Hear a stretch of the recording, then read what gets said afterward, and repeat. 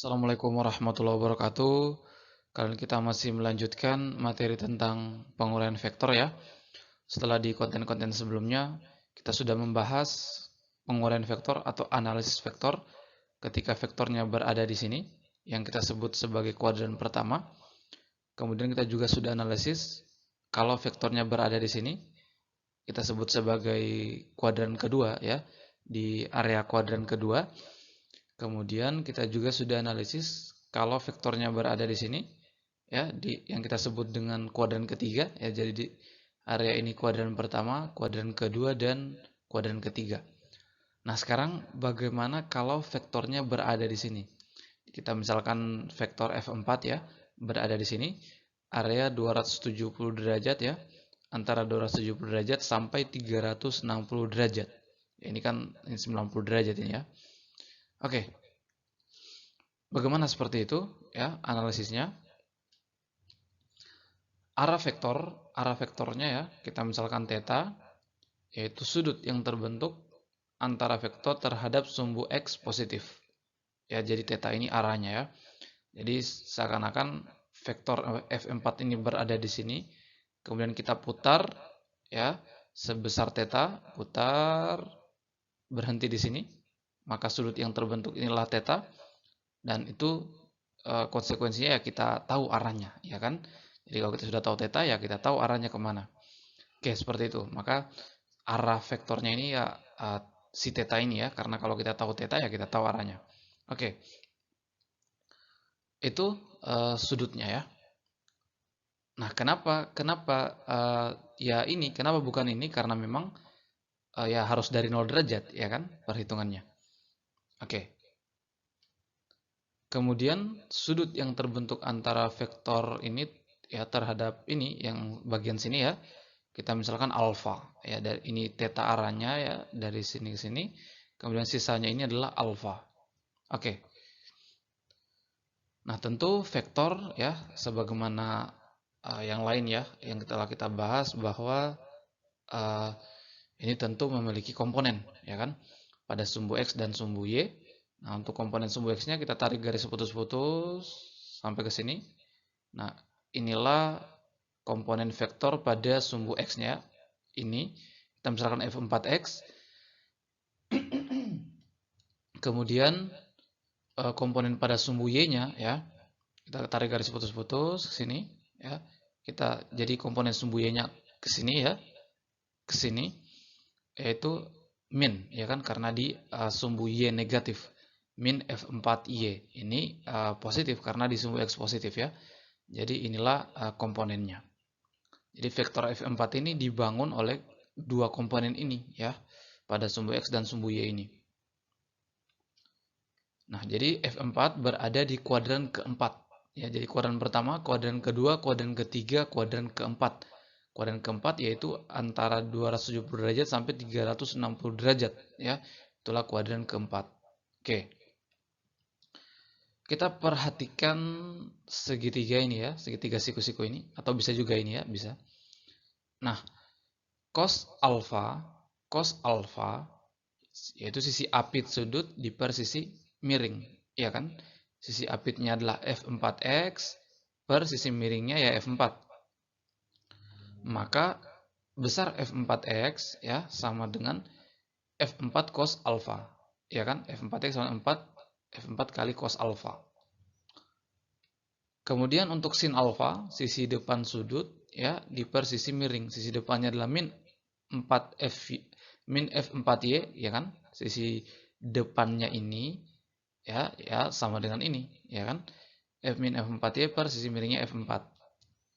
Maka ya, F4Y sama dengan min F4 sin theta ya kan? F4Y sama dengan karena ada min maka ada min juga di sini ya kan? F4 kali sinus alfa ya. Itu komponennya. Kemudian ya kalau kita kaji theta ini ya, jadi acuan kita sebenarnya theta ini. Jadi fokus kita sebenarnya theta, bukan alfa ya, karena arah vektor ya theta. Theta ini ya, bukan alfa.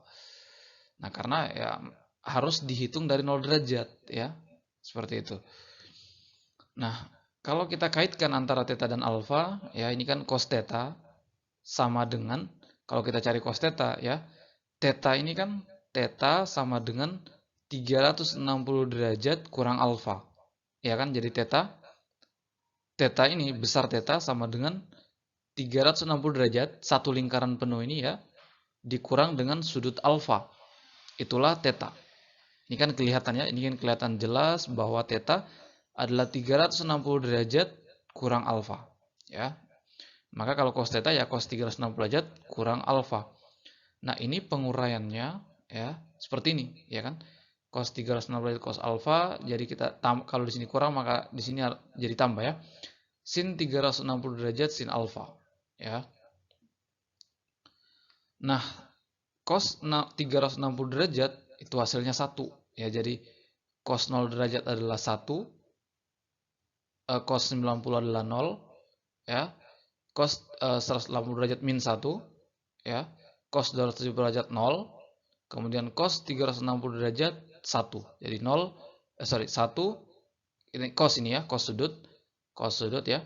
1 0 min 1 0 1 ya. Jadi cos 360 derajat itu 1, maka ini 1 kali cos alfa tambah sin 360 derajat itu 0 ya. 0 maka nilainya 0 ya, maka di sini 0 tinggal 1 kali cos alfa ya cos alfa. Jadi cos theta sama dengan cos alfa. Jadi cos theta ini ya sama dengan cos alfa nilainya. Maka kita bisa ganti seperti ini ya, bahwa cos alfa sama dengan cos theta. Jadi seperti ini ya. Berikutnya untuk sin ya, untuk sin ya sama, sin theta adalah 360 derajat kurang alfa. Nah, penjabarannya kalau sin seperti ini. Sin 360 derajat cos alfa kurang, di sini tetap kurang ya, cos 360 derajat sin alfa. Ya, ini secara trigonometri penjabarannya seperti ini ya, begitupun yang ini. Secara trigonometri seperti itu. Maka sin 360 derajat itu 0. 0 kali cos alfa ya 0. Cos 360 1. Jadi min 1 di sini ya, min 1 kali sin alfa ya min sin alfa. Jadi sin theta sama dengan min sin alfa, ya. Oke, maka F4Y-nya bisa kita ganti seperti ini.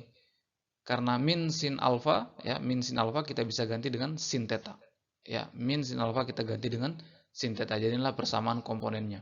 Sekali lagi, arah vektor atau acuan kita atau fokus kita adalah di theta. Ya, theta.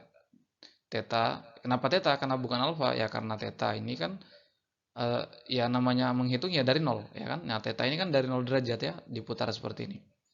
Nah, seperti itu ya. Jadi theta arah vektor adalah theta.